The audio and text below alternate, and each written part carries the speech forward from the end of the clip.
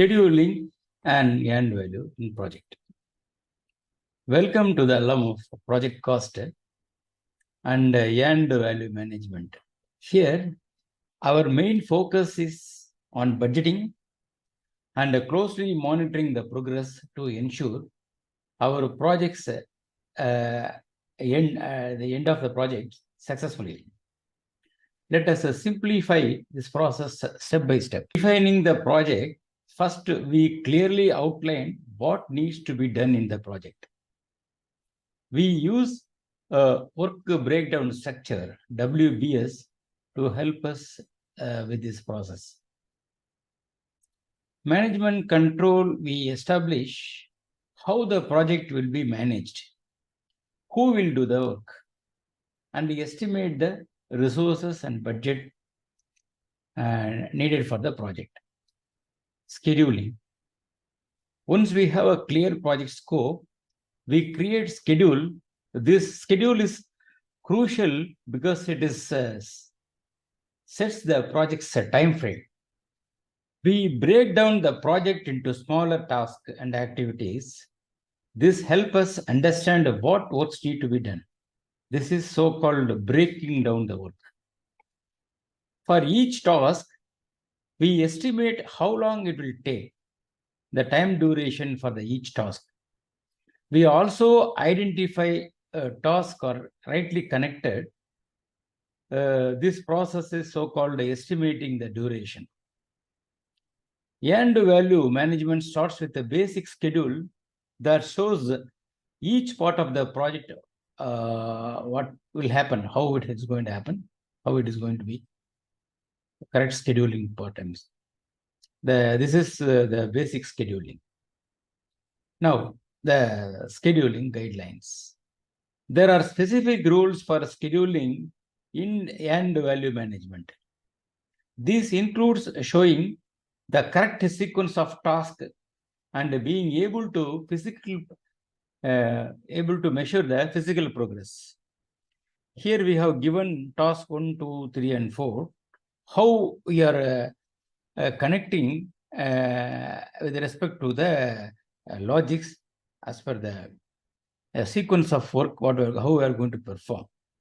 This all comes out from the method statement what we have furnished earlier to the in the documentation part. Now, let us look at the same best practices. Logical network means make sure your schedule is like a puzzle with every task connecting to others. This helps us to see a big picture of the project, how the scheduling and how the scheduling we have created. In reference of the benchmark, EVMS standard ANSI/EIA-748 scheduling criteria. There are two different criterions, 6 and 7 are explained here. In criterion number 6, plan the authorized work in a way what outlines the order of task and highlights the essential task dependencies necessary to fulfill the program requirements. Here, how the individual activity and the logics relationship is going to build. As per the original sequence, it has been what the construction or what all the method statement is provided, we are going to follow. Under the criteria number 7, specify tangible deliverables, key milestones, technical performance objectives, or other measurable indicators that will serve as a benchmarks for assessing the progress. So here, let us explore with these two criterions as a best practice in end value management.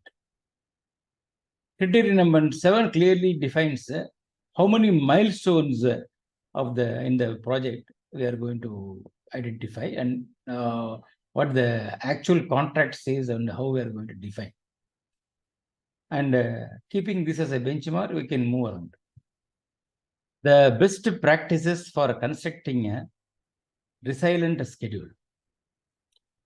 Now, a comprehensive set of strategies and the expert insights aimed at constructing a resilient project schedule is offered with the best practices. In this resource, the critical best practices that ensure the adaptability and robustness of your project timeline, the schedule, in the face of unforeseen challenges, uncertainties, and evolving project requirements are explored. By implementing these proven techniques, the project success can be safeguarded, of course. Efficient resource and its allocation is properly maintained and risks effectively managed. The task dependencies are showcased here. There are 6 tasks we are identified as the activities. Task A, B, C, D, E, and F.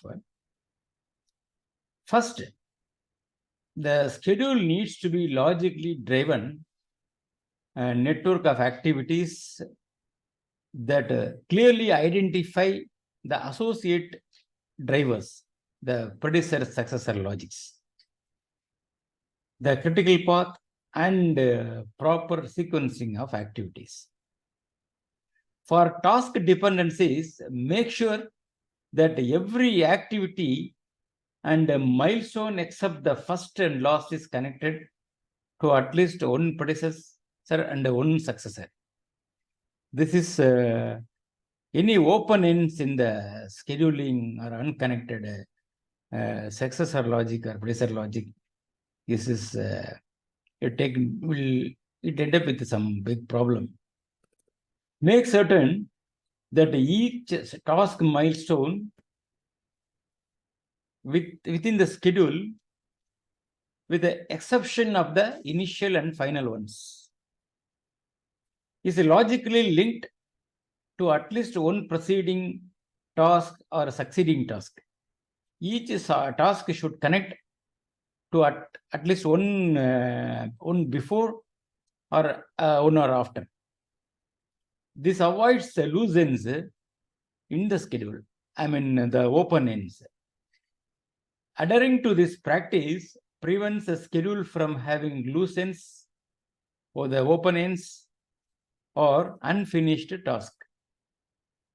Where activities or milestone lack of connections to what comes before or after, you can verify this by examining the total float within the schedule to spot any missing links in the task.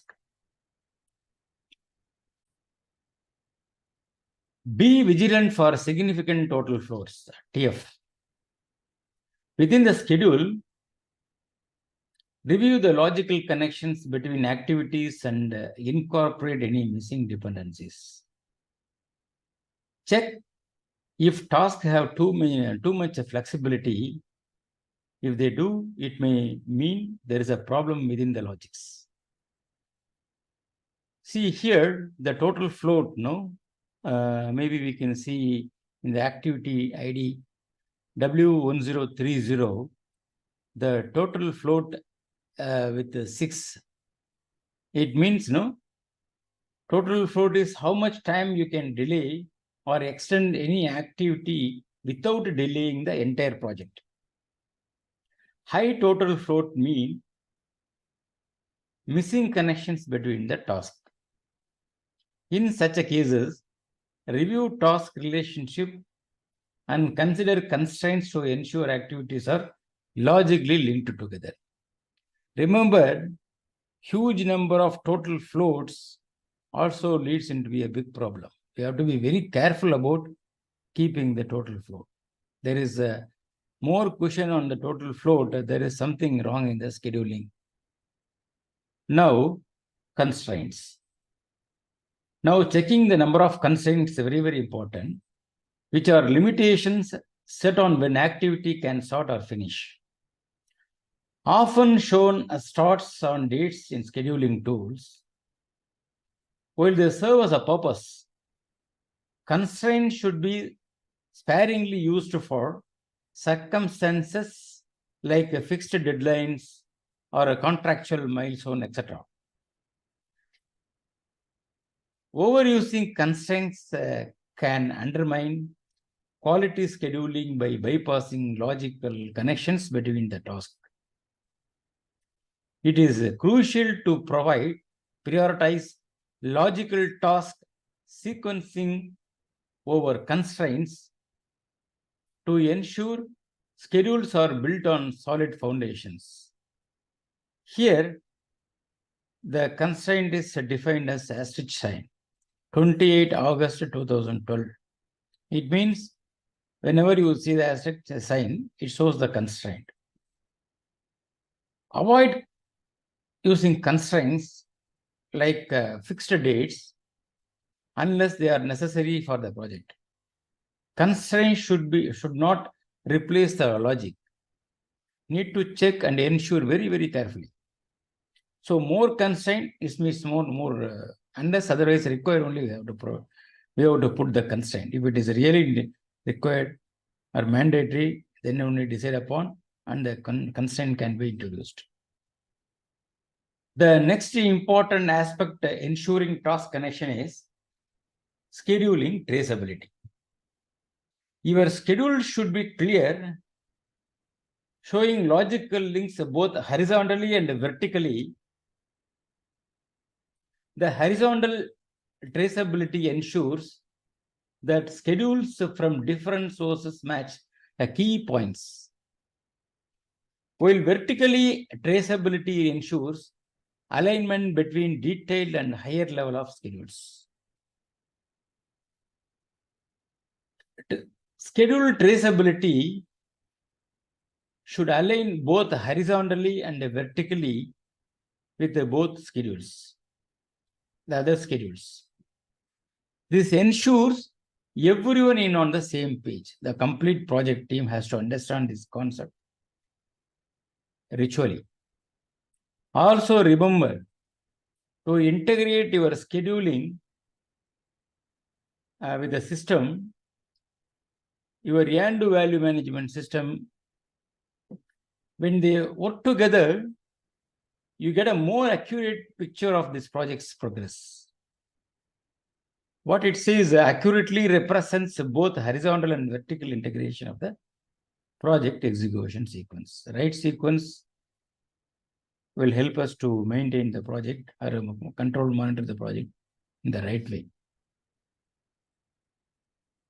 EVMS criterion number 3 ensures the seamless integration of the company's planning, scheduling, budgeting, work authorization, and cost accumulation process with one another, and when it is applicable, with the program's work breakdown structure and organizational framework.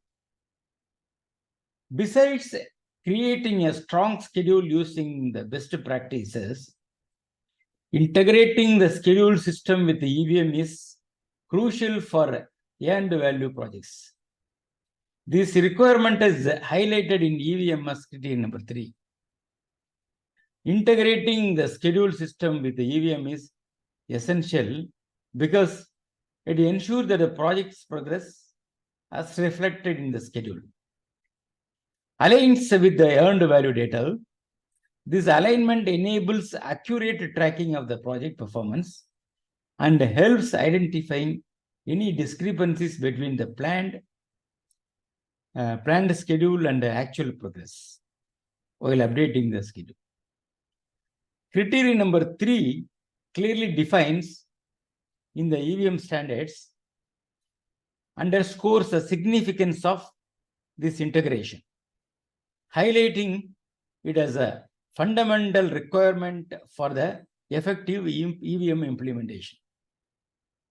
Keeping WBS as a common phenomena for a schedule system as well as the EVM system. The alignment ensures that the schedule and the EVM system share the same work breakdown structures, WBS. When you are scheduling a system and the EVM systems are properly integrated, Progress in terms of actual starts and completions or percentage completion aligned with the end value data. Integrating the schedule and the EVM system ensures that the progress data from both sources matches.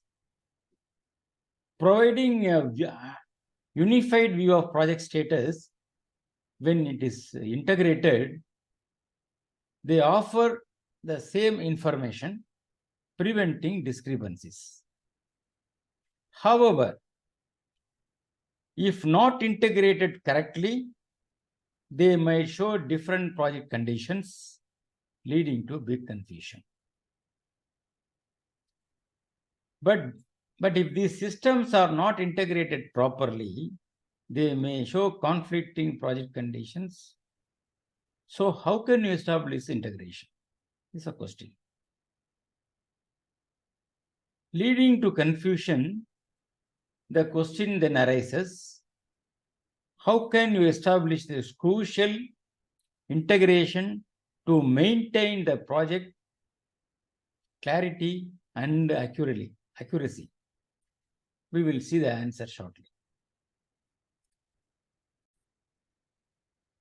Progress milestones establish consistent progress indicators, milestones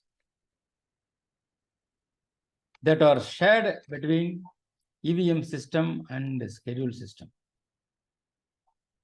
Now, to establish integration between the schedule and EVM system, ensure both the systems share the same work breakdown structure.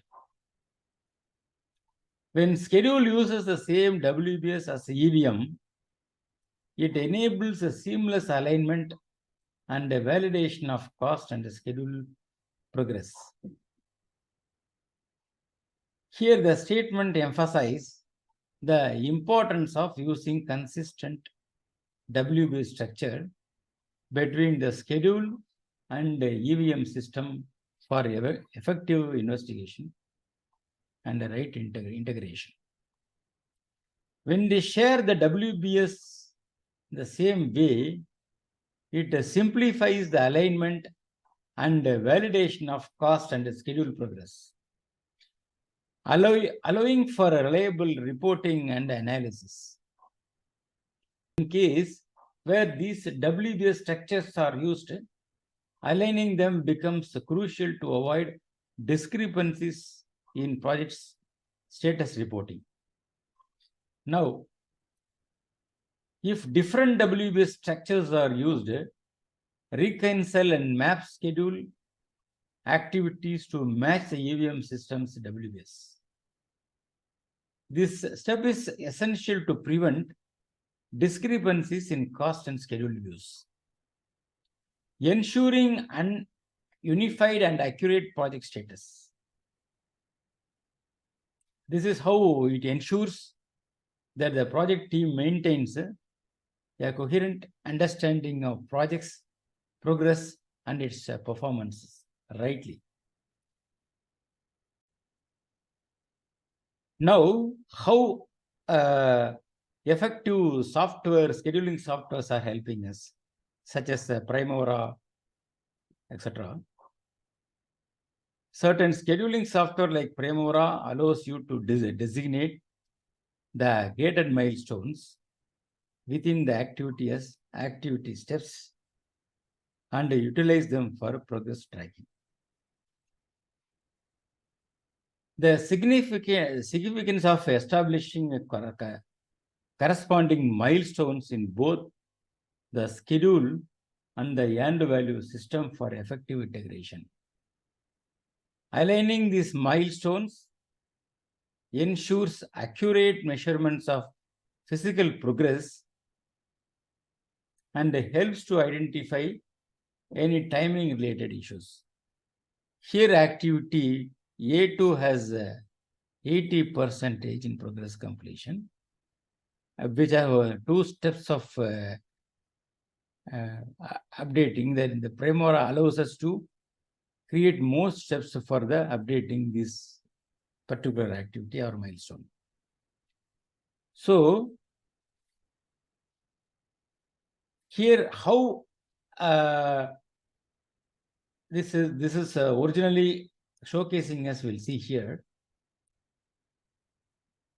The software like Primora allows you to break down the milestone within the activity into smaller steps and use them to track progress.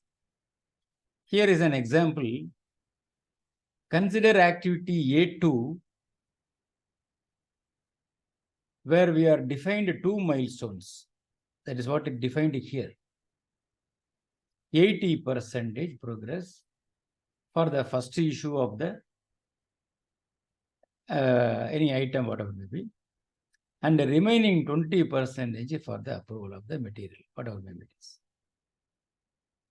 When any of these steps are completed, the progress is automatically attributed to activity A2.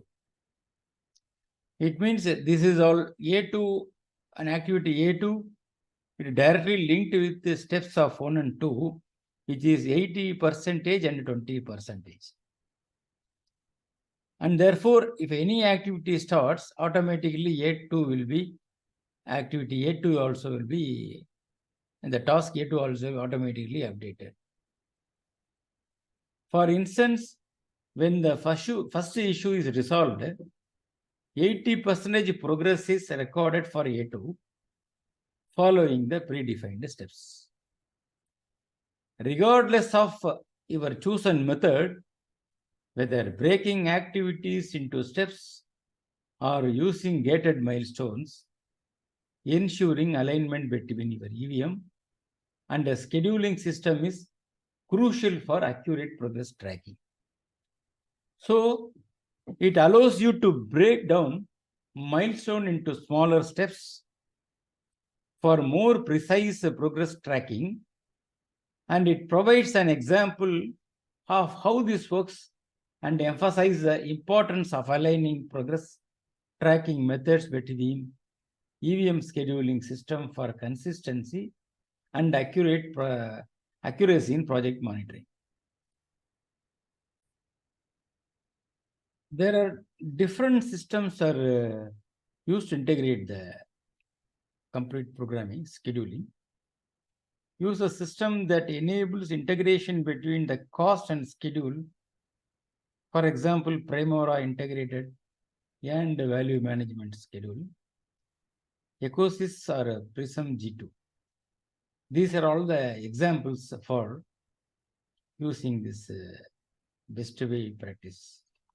The picture shows and it emphasizes focusing the benefits and the need for integration, whether manual or automated, for a successful end value management. You can streamline integration by using single comprehensive system that merges cost and schedule management. Here there are different systems are shown here: project scheduling, resource planning, and EVM analysis, EVM cost engine. And there are different stakeholders involved. For example, government project accounting, prime contractor project accounting, subcontractor project accounting. The different, the level of cost account, the control account is being very high, very utilized here for proper controlling. Examples include Primavera integrated earned value management, the ecosystem, and the Prism 2 are the examples what we discussed lastly. For instance, in Oracle Finance and integration with the Primavera earned value management combines a cost data with your program schedule, creating a unified database for analyzing budget, actuals, forecast, and performance. There are, other than that, a few of the SAP as well as where some ERP also being used. While integrating with the Hyperion, what is approved limitations of the budgets, and the Hyperion data will be later taken into the Oracle, and depends on the commitments, whether it is a soft commitment or hard commitment. Accordingly, this will take into the financial system. Now here, other integrated systems offer similar capabilities, generating automated end value reports and performance data dashboards. The choice of such system depends on your organization's needs, what huge the project and how many stakeholders is going to involve the projects, etc. It's a matter. Ultimately, integrating your cost and schedule system, whether manually or through automated tools, this is what you discussed. This is how the integration of EVM and schedule will help us to move further.